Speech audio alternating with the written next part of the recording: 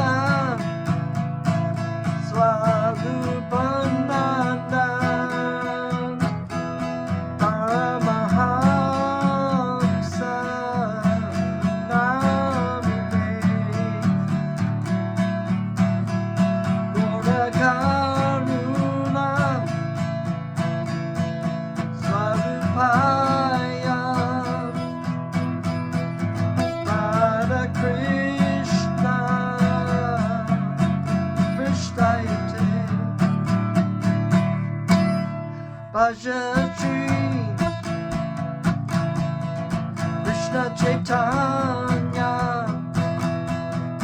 Prabhu Nityananda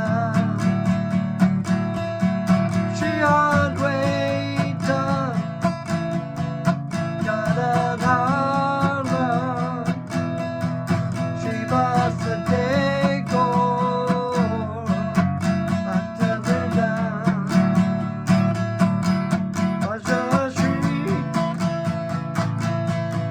Krishna Chaitanya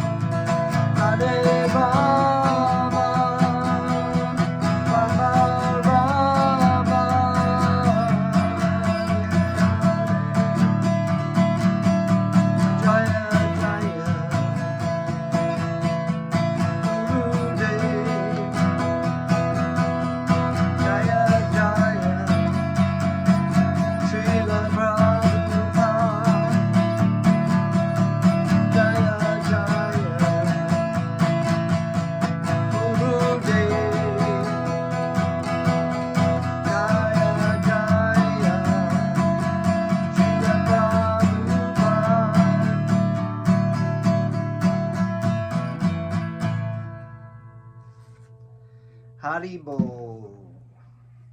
Om Namo Bhagavate Vasudevaya. Jaya Shri Prabhupada. So, back again. It's been a little while. Nice to see everyone. So we had been reading, Lord Balaram had been on this wonderful tour with so many adventures and seen so many wonderful things, and came back. And so that was all very exciting stories. You can dive back into the few videos before if you want to watch those again. We are reading the meeting of Lord Krishna with Sudama Brahman. King Parikshit was hearing the narrations of the pastimes of Lord Krishna and Lord Balaram from Shukadev Goswami. This is how you receive spiritual knowledge, actually, is you humbly approach a self-realized soul to inquire. So it's not just like any old information that we pull up on the internet. It's actually, when you're approaching a spiritual master, it's very heavy. It's very serious. That's why guru is, one meaning of guru is heavy, because the information is it's heavy. It's very enlightening, but it's also very sobering. So this is why it said in the Bhagavad Gita, just try to learn the truth by approaching the spiritual master, render service unto him, and inquire from him. The self-realized soul can impart knowledge because he has seen the truth. And they have seen the truth because they have approached their spiritual master and learned in that way. And this is how we receive information. A disciplic lineage straight from Lord Krishna all the way to our previous spiritual master. But King Parikshit, even though he was a self-realized soul and very, very elevated devotee, he humbly approached Shukadev Goswami, the son of Srila Vyasadeva, who was a self-realized soul. These pastimes are all transcendently pleasurable to hear, and Maharaj Parikshit addressed Shukadev Goswami as follows. My dear Lord, the Supreme Personality of Godhead, Krishna, is the bestower of both liberation and love of God simultaneously. Anyone who becomes a devotee of the Lord automatically attains liberation without having to make a separate attempt. So there's a lot of hullabaloo about trying to be liberated or saved from this material world. Many times you have Christians who approach you and, brother, are you saved? Have you been saved by Jesus? Truly, the devotee is not particularly, they do want to be saved, but it's not like that is their goal. If they need to be in the hellish situation, but they're remembering Krishna and they're serving the Lord, then that's fine. So the liberation is a small thing. All one has to do is surrender, just like it said in the Bhagavad Gita, just surrender unto me. I shall take care of all sinful reactions, is what Krishna tells Arjuna. You don't have to worry. Do not fear. Abandon all these varieties of religious principles and whatnot, and just surrender to God. It's a very simple, but yet the core essence of all religious paths is the surrender to God, this love for God, reinstating our love for God. We don't have to make a separate attempt to become saved. It's sort of like the mother who sees the child and the child's crying out to the mother. The mother's not going to be, like, oh, okay, well, the baby, it's just like all you have to do is cry out and Krishna will pick you up. You're saved already. So that's not a very real big interest. We want to have that loving taste of relationship with God. The Lord is unlimited, and as such, his pastimes and activities for creating, maintaining, and destroying the whole cosmic manifestations are unlimited. I therefore wish to hear about his other pastimes, of which you have may not spoken of yet. My dear master, the conditioned souls within this material world have been frustrated by searching out the pleasure of happiness derived from sense gratification. Such desires for material enjoyment are always piercing the heart of conditioned souls. But I am actually experiencing how the transcendental topics of Lord Krishna's pastimes can relieve one from the state of being affected by such sense gratificatory material activities. Get that word in there. I think that no intelligent person can reject this method of hearing the transcendental pastimes of the Lord again and again, and simply by hearing one can remain always steeped in transcendental pleasure. Thus one will not be attracted by material sense gratification. So everything about this material world is about the pursuit of material sense gratification. Even when they see the very little, people are still so attracted to it that they want it. This mirage in the desert. But when you have a devotee, and the devotee is saying, you're out in the desert, let's come to the oasis. This way is the oasis. If somebody takes that oasis, the pleasure at the oasis is so much better than chasing after a mirage in the desert. So if they have some intelligence and they follow the spiritual master to the oasis, i.e. Krishna's names, relationship with Krishna, to hear about Krishna is drinking from this beautiful and delicious oasis water. You know, I was in where was it? Mauritania, part of the Sahara Desert. You know, I was in Mauritania for a month. And one of the things I did was ride on a camel into the Sahara Desert. So you have this great sand dunes all over, just like you see in Lawrence of Arabia or any of these kind of, you know, what you would think of the Sahara Desert. I mean, that's one part of the Sahara Desert looks that way. And then out of the blue, you come over the edge and there's these palm trees. And so it's a spot where they've actually found the water when they've drilled in there. So you go in there and there's all these palm trees out in the middle of the desert, and you're taking shade and all this palm trees and eating dates and drinking really cool water, and that's fresh from the well. And it's just, you know, it's just wonderful. Just other than being out in the desert, going up and down into the sand. I mean, it's fun when you're on a camel for a couple of hours, but if you're stuck out there, it's all over. Chasing mirages, right? So this is what the material world is like. We chase after these phantasmagoria mirages. We all do that with the illusion that there is some kind of true satisfaction, but there's none. So it is a distress for the devotees of Krishna to try to help people understand of their predicament. In this statement, Maharaj Parikshit had used two important words, Vishana and Vishajyajna. Vishana means morose. The materialistic persons are inventing many, many ways to become fully satisfied, but actually they remain morose. This just is really true. I mean, as an American, I live in probably the most affluent country that has the most money. I mean, I've been to countries, the Philippines, Africa, you know, different places in China. It's, you know, there are places in the world where there's abject poverty for sure. And see, in America, it's not, you know, we do have homeless problems and whatnot like that, but you know, struggling financially issues, but not like what I've seen, where people just don't have any food at all, or they're just, you know, whatever.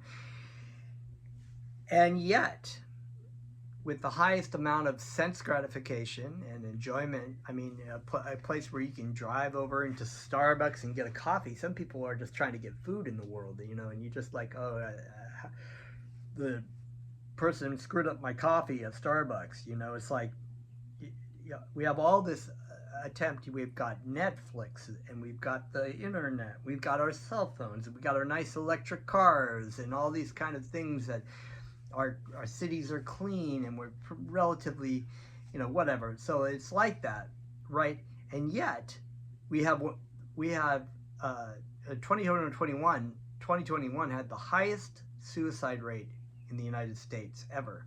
Suicide. It was just recently another mass shooting at a middle school, where a middle school student was shot by a high school student. I mean, if you turn and open the news, you see the insanity that is happening in our country with people just, and this comes from this abject, endless attempt to try to enjoy and not just enjoy the material world, but also the encouragement by society so that they can make money And it all, when you talk to politicians, we have another presidential election coming up. People always talk about the economy. It's about the economy, stupid. That was a saying. But they don't realize that there's more to than just how much money we make and how much of material enjoyment we have. In fact, that is forever what they always talk about. We're making more money in our country. Our economy is doing well. There's more ability to enjoy essentially, and yet our problems get worse and worse as we go along. The isolation, the fear, the depression, the anger in our country grows more and more as we increase the ability for economic development. It's not that one should not engage in economic development, because we have to do that. That's part of one of the 4 statements in society. We have economic development, we have some sense gratification, we have religiosity, and we have ultimately liberation from this thing. But we can't let the economic development overtake our attempt to ultimately understand who we are and what the spiritual purposes of our life in this world. Because even if we have a lot of money, that'll eventually come to an end. Everything comes to an end, no matter how much money you have. And these people that constantly pour money into ways to try to attempt to live forever, that's been happening for thousands of years, and all those people are dead. They will just die. They're not going to find a way to, and nor should they want to, really. In the material world, it's not that great of a place. But we do live forever. We do, and that has already been laid out in the Bhagavad Gita, but not in this particular material body. So, as we were saying, there are 2 kinds of transcendentalists, namely the impersonalist and the personalist. Visheshajna refers to the personalists who are interested in transcendental variegatedness. The devotees become jubilant by hearing the descriptions of the personal activities of the Supreme Lord, whereas the impersonalists, who are actually more attracted by the impersonal feature of the Lord, are only superficially attracted by the personal activities of the Lord.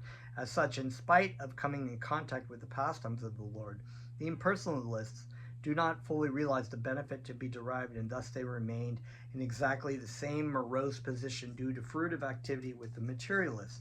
Actually, the impersonalists who believe that it's all one, we're all God, are actually materialists. In truth, they don't believe in a personality of God. They don't actually even believe in an individual spirit soul. The variegatedness, we understand that the spiritual world is a Chinta Bheda Bheda Tattva, simultaneously one. The energy of the spiritual energy of God is the same as the living entity in quality, but not in quantity.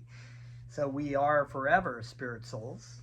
We are not merged in oneness. The merging into the Brahma Jyoti, or personal feature, is only a temporary. So those people who achieve that ability to merge into the Brahma Jyoti, or the effulgence of God, eventually will have to come down, because they are an individual spirit soul. But when they come down, oftentimes, as we've seen in this case, they come down thinking that I am that, and they come down and they teach people, I am that, and you are that, but you have forgotten, and I'm here to teach you how it is. So, but they're morose, they're unhappy, because there's no relationship, there's no love. If you're an impersonalist, you can't have a loving relationship. So this idea of the personal features of God and the activities are in their mind some kind of like artificial thing to help them merge themselves into the impersonal feature of God, the Brahmajyoti, the Brahman, or Brahman realization. But as we've learned, there are 3 features of God realization. The lowest form is Brahman realization, which is considered the white light, of God, the effulgence coming off the body of the Supreme Personality of Godhead. The second feature is Paramatma realization, which is the Lord in the heart, that the expansion, that God expands himself into every living entity in their heart.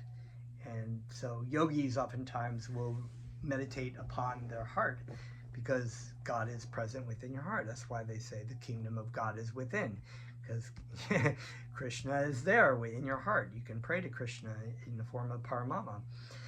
And then, of course, the ultimate realization, Bhagavan realization, which God is in his spiritual form. So there's so many analogies of how you can understand this, and but that's just a basic one, and we'll just continue here.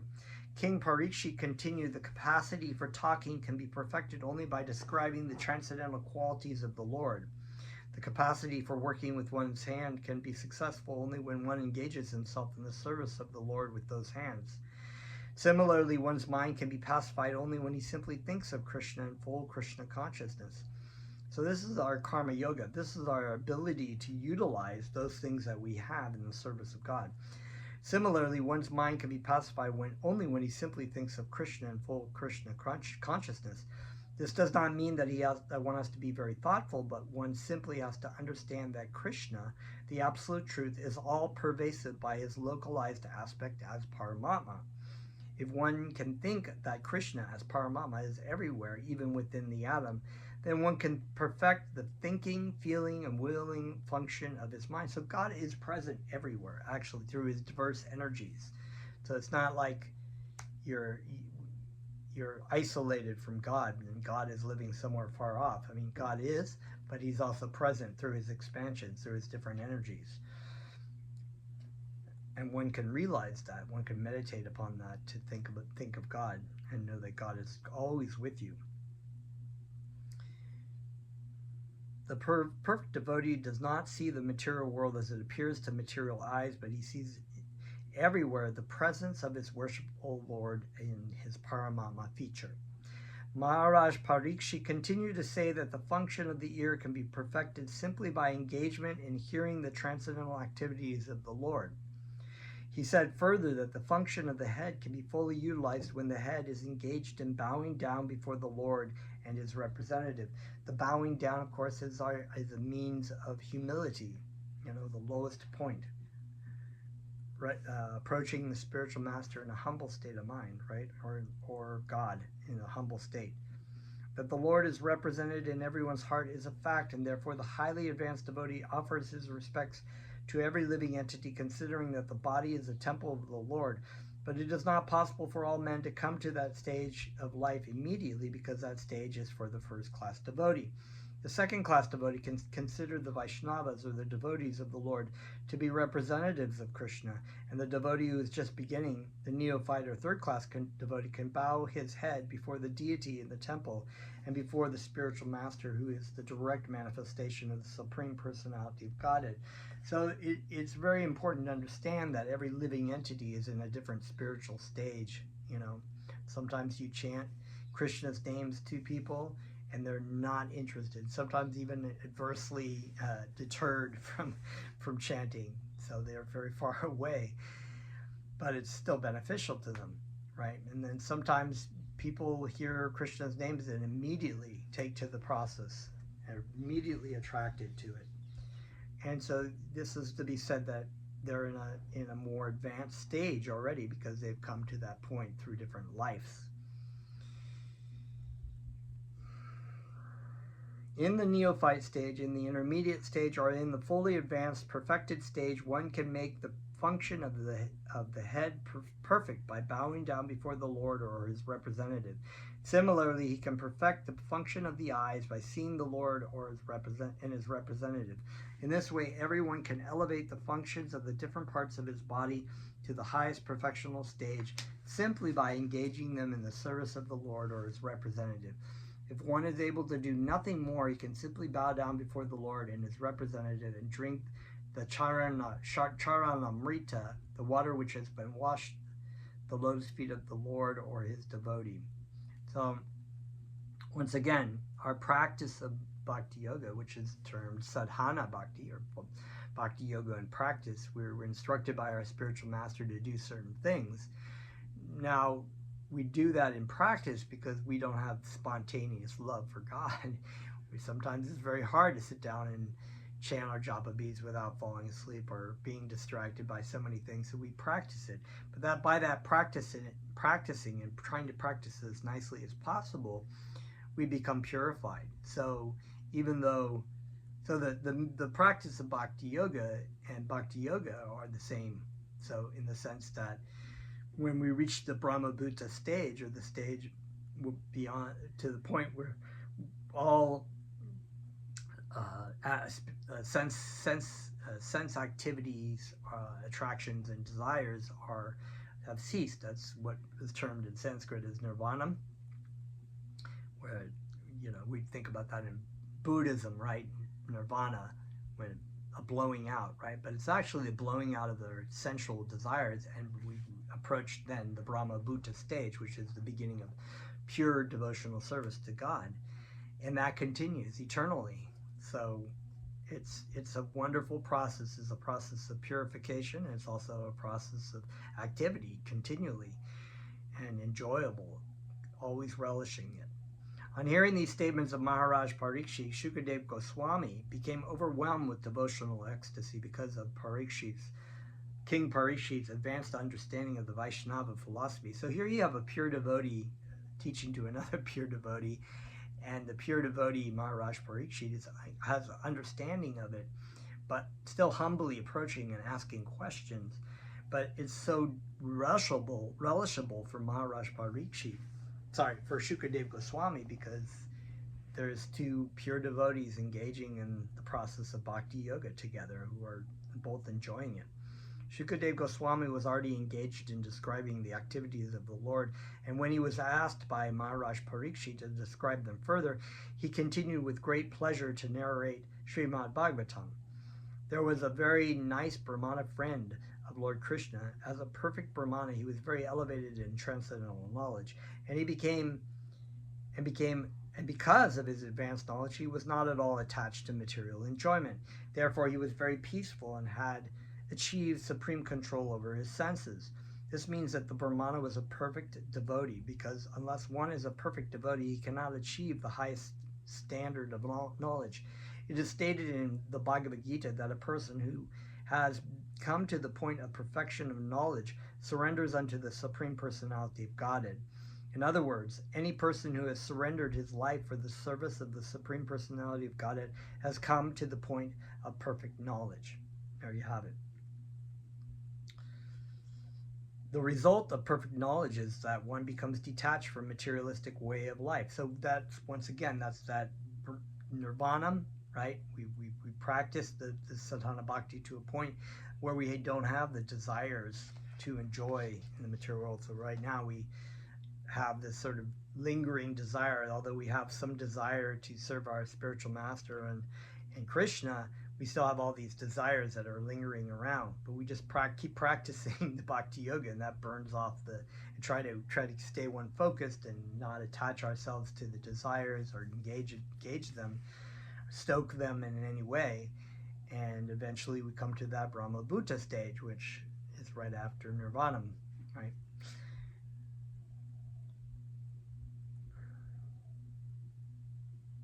This detachment means complete control of the senses, which are always attracted by material enjoyment. The senses of the devotee become purified, and in that stage the senses are engaged in the service of the Lord. That is the complete field of devotional service. Although the Brahmana friend of Lord Krishna was a householder, he was not busy accumulating wealth for a very comfortable living. Therefore, he was satisfied by the income which automatically came to him according to his destiny. This is a sign of perfect knowledge. So it's also really important to know that really we don't have much control over a lot of things, in the sense that karmically we're going to get what we're some people are destined by their karma to be millionaires and successful personal development people, and they turn around, they say, this is what you have to do, and other people may try to do it and never succeed at it. And so the reality is that, what will come will come. A man who is in perfect knowledge knows that one cannot be happier than, The man who is in perfect knowledge knows that one cannot be happier than he is destined to be. In this material world, everyone is destined to suffer a certain amount of distress and to enjoy a certain amount of happiness. So there is our karmic reaction, right? The amount of happiness and distress is already predestined for every living entity. No one can increase or decrease the happiness of the materialistic way of life. The Brahmana, therefore, did not exert himself for material happiness, but he used his time for advancement in Krishna consciousness. That's a sign of real intelligence, because, you know, in our world, the opposite is true. Everybody's trying to strive to make more money, try to squeeze out more happiness, more enjoyment in the material world, and yet it doesn't work very well. Or they're either like frustrated that it doesn't come together because of their karmic reaction, or if it does come together, they're not satisfied by it, and then they're thinking, I need more, but they're not getting it. You know, it's just ongoing thing. So this is a huge waste of time to engage in this kind of lifestyle, because ultimately, even if you got all the material things that you wanted, all the goodies that you wanted, you would have to give it up at the time of death. And we all see that as we get older, if we're, I guess, fortunate enough to live to be 70 or 80 years old, we watch our body fall apart. So those people, the guy that was the rock star in his 20s and strutting around on the stage, girls throwing their bras and stuff at him and stuff, you know, and he was the sexy guy and at the top of the charts, is now 60 or 70. He can't even walk up the stairs, and none of the young people know who he is anymore. All of his records are in the bargain bins at the record stores, or, you know, oh yeah, that guy, oh yeah, he's some anomaly, right? So that all that striving for some fleeting enjoyment, they could have actually done something much more valuable, which is engage your spiritual development. This is something that is said in the Bhagavad Gita, that once you start that path, and if you don't finish it in the life or achieve the goal, you'll pick up from where you left off. It's not like you lose everything with material happiness. In the case of material happiness, you lose everything. You lose your status, your wealth, your family, your body, even your body. You lose your body. Everything that you've strived for is good. Poof, goodbye.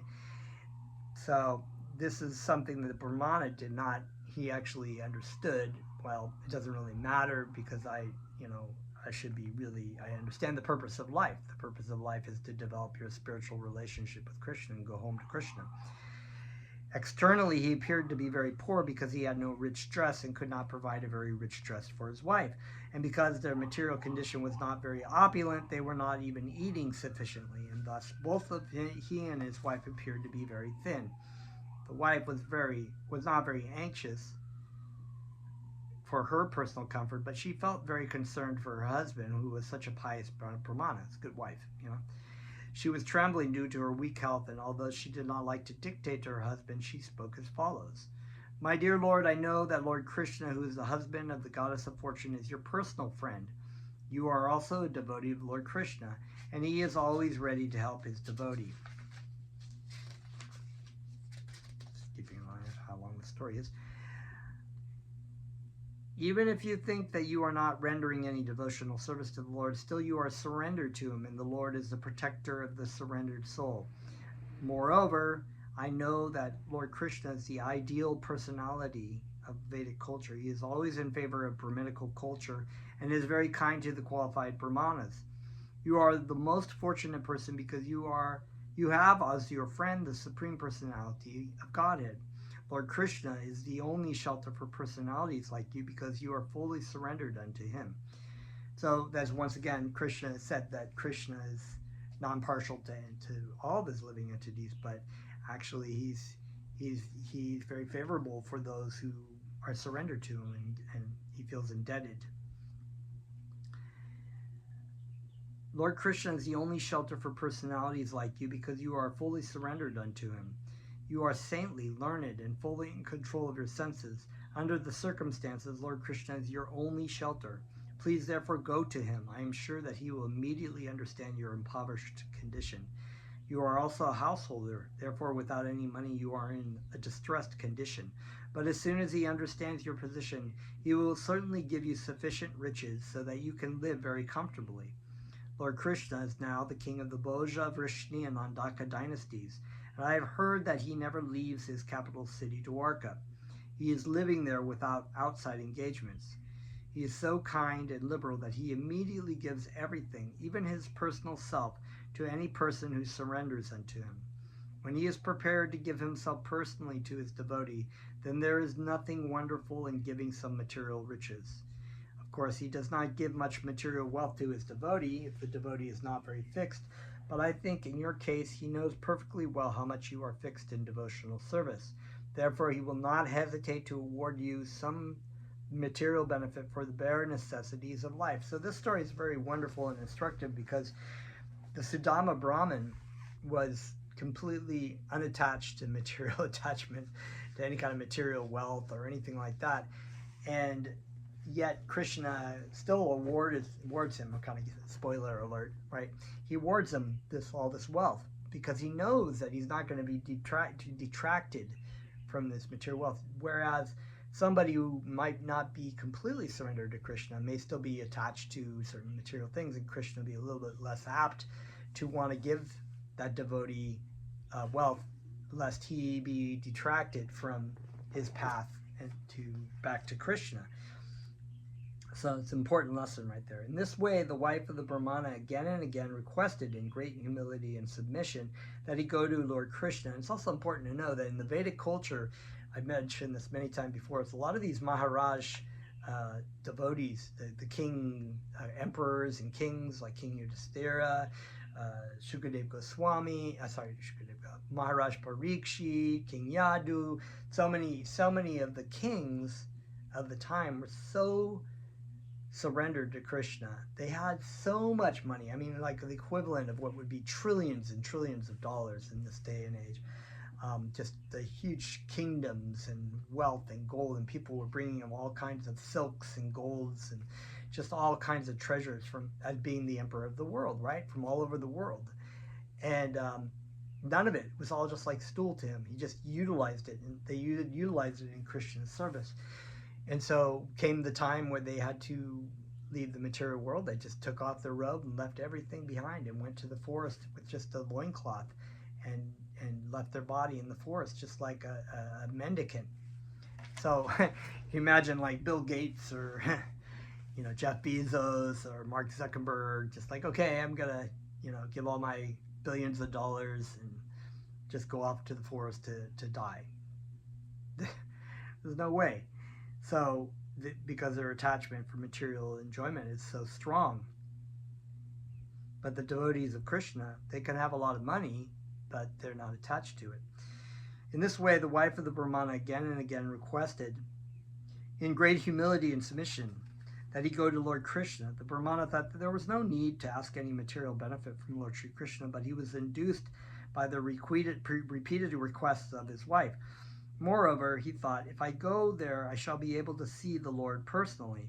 That will be a great opportunity, even if I don't ask any material benefit from him. So he's thinking, okay, well, at least I can go see Krishna, right? When he had decided to go to Krishna, he asked his wife if she had anything in the home that he could offer to Krishna, because he must take some presentation for his friend. The wife immediately collected 4 palmsfuls of chipped rice from her neighboring friends and tied it in a small cloth like a handkerchief, and gave it to her husband to present to Krishna.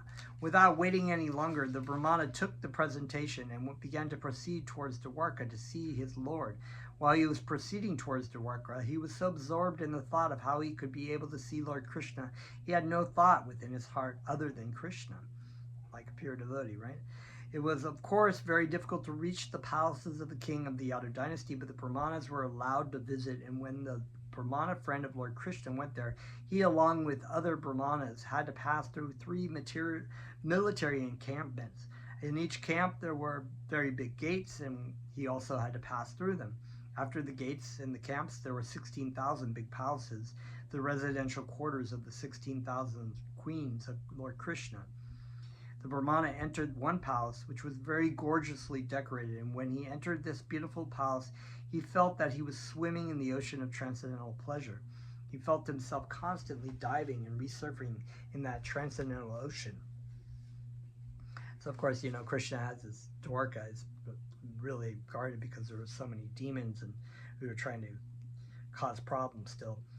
At that time, Lord Krishna was sitting on the bedstead. So Lord Krishna, as we remember from the past thing, is expanded into all 16,000 palaces. So the Brahmana could have walked into any of them and seen Krishna, and it would have been Krishna, right? Lord Krishna was sitting on the bedstead of Queen Rukmini. Those Rukmini's palace, very nice. Even from a considerable distance, he could see the Brahmana coming to his home, and he could recognize him as his friend. Lord Krishna immediately left his seat and came forward to receive his Brahmana friend, and upon reaching him, embraced the Brahmana with his two arms. Once again, the way that the Supreme Lord acts in this society, how you treat a guest, but not just a guest, but a pure devotee of Krishna. You treat him that way with all respect. Lord Krishna is the reservoir of all transcendental pleasure, and yet he himself felt great pleasure upon embracing the poor Brahmana because he was meeting his very dear friend. Lord Krishna had him seated on his own bedstead and personally brought him all kinds of fruits and drinks to offer him, as is proper in receiving a worshipable guest. Lord Sri Krishna is the supreme pure, but because he is playing the role of an ordinary human being, he immediately washed the Brahmana's feet, and for his own purification sprinkled the water onto his head. After this, the Lord smeared the body of the Brahmana with different kinds of scented pulp, such as sandalwood, aguru, and saffron. He immediately burned several kinds of scented incense, and as is usual, he offered him artik with burning lamps. After thus offering him an adequate welcome, and after the Brahmana had taken food and drink, Lord Krishna said, "My dear friend, it is a great fortune that you have come here." The Brahmana, being very poor, was not nicely dressed. His clothing was torn and dirty, and his body was also very lean and thin. He appeared not to be very clean, and because of his weak body, his bones were distinctly visible. The goddess of fortune, Rukmini Devi, personally began to fan him with the chamara fan, but the other women in the palace became astonished at Lord Krishna's behavior in receiving the Brahmana that way. They were surprised to see how eager Lord Krishna was to welcome this particular Brahmana. They began to wonder how Lord Krishna could personally receive a Brahmana who was poor, not very neat or clean, and poorly dressed, but at the same time they could realize that the Brahmana was not an ordinary living being. So the pure devotee of Krishna is not an ordinary living being. They knew that he must have performed great pious activities, otherwise why was Lord Krishna, the husband of the goddess of fortune, taking so much care for him? They were still more surprised to see that the Brahmana was seated on the bedstead of Lord Krishna. They were especially surprised to see that Lord Krishna had embraced him exactly as he embraced his elder brother Balaramaji, because Lord Krishna used to embrace only Rukmini or Balaram and no one else. After receiving the Brahmana nicely and seating him on his own cushioned bed, Lord Krishna said, "My dear Brahmana friend, you are a most intelligent personality, and you know very well the principles of religious life. I believe that after you finished your education at the house of our teacher, and after you sufficiently remunerated him, you must have gone back to your home and accepted a suitable wife." So it's important to know that when a person has a guru, there is expected to satisfy the guru with some gifts and whatnot, or some requests, if whatever the guru wants you to do. In the material world, persons who are not attached to material opulence are very rarely found. Such unattached persons haven't the least desire to accumulate wealth or prosperity for sense gratification, but somehow they are found to collect money just to exhibit the exemplary life of a householder. They show how by proper distribution of wealth one can become an ideal householder and at the same time become a great devotee. So in this what they call the ashram, right? It's the Varna ashram, right? The Varna, of course, is the Shudras, Vaishyas, Kshatriyas, and Brahmanas, right? The castes or levels of society. What's the word I'm thinking of? Like jobs kind of thing, right? But in ashram system, it's like the different stages of life. So you have brahmachari ashram. Ashram is like the place of worship, right? But it's also a stature of time of worship and study, right? Brahmana, the brahmachari ashram is when you're a student, when you're younger, and in this case, he's talking about that under their spiritual master. And then the vanaprastha, which is the grihastha. Sorry, I'm getting these kind of mixed up. But then it's the householder life. Once you become a student, you take a wife, you have children. But then the householder stage of life, it's actually the ability to enjoy sensual things is greater because you're having sex to have children. You're gaining some money and some accumulated, but you're supposed to regulate that. But most people who are in householder life, they just have whatever, they just have endless sex. They have sex with other partners and dogs and children and whatever they want to have it with. In this day and age, they're just crazy people. People have multiple partners. They're married to one person, but they go out and they have all kinds of partners. And it's just very sinful. So, and they're just enjoying and eating and sleeping and mating and depending on all this kind of thing. And this is not the ideal stage of householder life. Householder life, you're supposed to regulate what you have, what kind of enjoyment you have, just for the servant, and utilize your household life to raise your children in Krishna consciousness, to offer things to Krishna, to have deities and give donations to those people that are preaching the Brahmanas. So that's what he was talking about here. I hope, my dear Brahmana friend, you remember all those days of our school life, and when both you and I, you and I were living together at the boarding house. Actually, whatever knowledge both you and I received in our life was accumulated in our student life. If a man is sufficiently educated in student life under the guidance of a proper teacher, then his life becomes successful in the future. He can very easily cross over the notion of nescience, and he is not subjected to the influence of illusory energy. My dear friend, everyone should consider his father to be his first teacher, because by the mercy of one's father, one gets this body. The father is therefore the natural spiritual master, ideally. If it's a good father who's teaching him about spiritual life, then you get the proper foundation. Our next spiritual master is he who initiates us into transcendental knowledge, and he is to be worshipped as much as I am. The spiritual master may be more than one. The spiritual master who instructs the disciples about spiritual matters is called Shiksha Guru. So you can actually have a guru or teacher who's instructing you or pointing the way, right? My Diksha Guru is my spiritual master right now, Jagat Guru Siddhaswara Pananda Paramahamsa Srila Prabhupada, but he's also my Shiksha Guru because he instructs me. But I've had other Shiksha Gurus before I was initiated as a disciple under his guise, but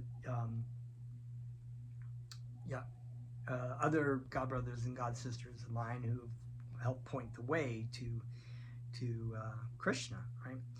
And the spiritual master who initiates the disciple is called the Diksha Guru. Both of them are my representatives. There may be many spiritual masters who instruct, but the initiator spiritual master is one. A human being who takes advantage of these spiritual masters and receiving proper knowledge from them crosses the ocean of material existence, is to be understood as having properly utilized his human form of life. He has practical knowledge that the ultimate interest of life, which is to be gained only in this human form, is to achieve spiritual perfection and thus be transferred back home, back to Godhead. My dear friend, I am Paramatma, the super soul present in everyone's heart, and it is my direct order that human society must follow the principles of Varna and Ashram. As I have stated in the Bhagavad Gita, the human society should be divided according to quality and action into 4 Varnas. Similarly, everyone should divide his life into 4 parts. One should utilize the first part of life, becoming a bona fide student, receiving adequate knowledge, and keeping oneself in the vow of brahmacharya, so that one may completely devote his life for the service of the spiritual master without indulging in sense gratification. So what's happening actually most is that in this brahmachari stage, most people in the material world right now are in a brahmachari stage, in the sense that they are being educated usually by, but they're being educated to be rank materialists, right? So they're learning how to try to enjoy really well in the world. There's very, very little of none spiritual education for young people. Unless, of course, you are fortunate enough to be born into a devotee family where your parents and your people in a community might be educating you about Krishna.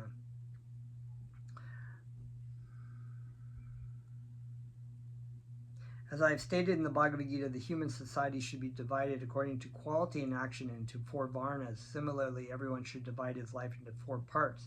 One should utilize the first part of life in becoming a bona fide student, carrying adequate knowledge, and keeping oneself in the vow of brahmacharya. So you can hold off on sex life. That's definitely not happening. I work in the schools. I know exactly what's going on there. There is no abstinence going on there, definitely. So that one may completely devote his life in the service of the spiritual master without indulging in sense gratification. So it's also really important to know that when you're young, your brain is not completely developed. So usually doing completely stupid things is very common for young people because they just they don't have a fully formed brain, and therefore they make stupid decisions, some of which will affect them throughout their life. So it's very important that you be guided properly in this stage, because if you try to run things yourself, it's dangerous. Householder is meant to live a regulated life of sense gratification, but no one should remain a householder for the 3rd stage of life. In this stage, one has to return to the austerities and penances formerly practiced in brahmachari, and thus relieve himself of attachment to household life. So this is kind of a retired stage.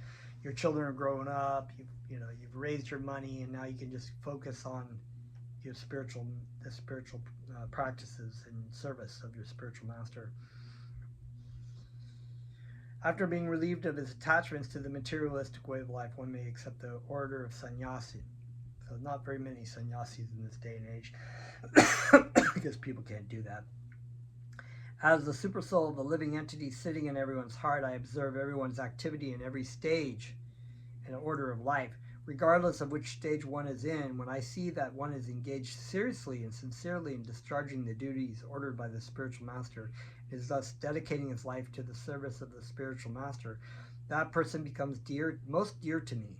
As far as the life of brahmacharya is concerned, if one continues his life of a brahmachari under the direction of a spiritual master, that is extremely good.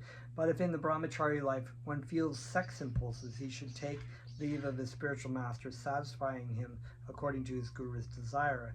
According to the Vedic system, a gift is offered to the spiritual master, which is called Guru Dakshina. Then the disciple should take to householder life and accept a wife according to religious rites. So, it's good to be a brahmachari, but it's very challenging in this day and age. So if one has the sex desire, then they regulate that by taking a wife and staying dedicated to that wife and keeping their sex within their marriage. People who try to have brahmachari life without any kind of guidance or spiritual strength, we see what this happen in the Catholic Church. A lot of our priests or pastors in Christian churches who sleep with their little young girls and young boys, and the Catholic priests who are molesting boys all over the world. And this is what happens if you don't have the spiritual strength to be a brahmachari and abstain from sex your whole life. It's just better to have a wife, so you can control those urges. These instructions given by Lord Krishna while talking with his friend, the learned Brahmana, are very good for the guidance of human society. A system of human civilization does not promote varna and ashram, is nothing but polished animal society, like America. Indulgence in sex life by a man or woman living single is never acceptable